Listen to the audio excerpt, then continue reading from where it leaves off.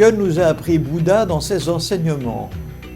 Il nous a appris que le monde dans lequel nous vivons est rempli d'attachements futiles.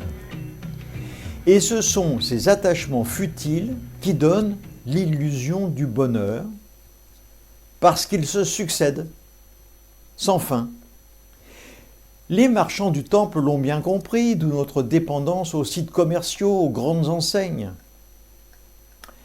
Mais, nous dit-il, au fond, ces attachements se révèlent être la source de tous nos malheurs.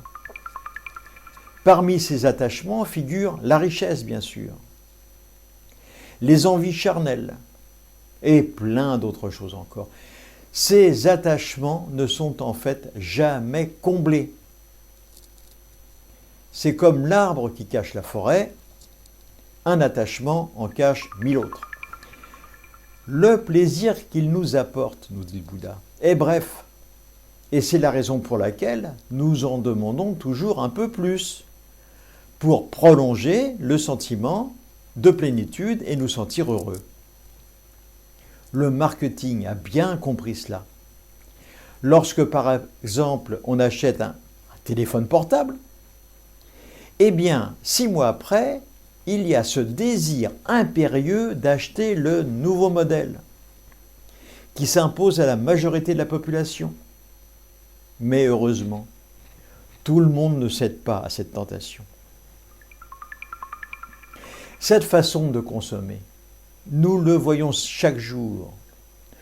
Non content de ne pas satisfaire totalement nos désirs, mène notre monde à sa perte en ravageant tous les espaces naturels. Ce comportement va laisser à nos enfants et petits-enfants un monde dépourvu de beauté, de ressources, ravagé par l'avidité des grands groupes industriels.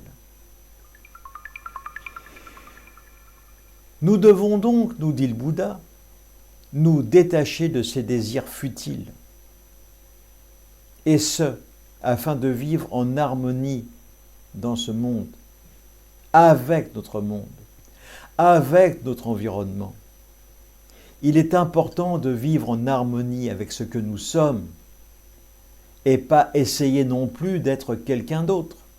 Ce faisant, nous pouvons faire preuve de bonté envers autrui, et envers la nature, cette nature qui est aussi notre nature profonde.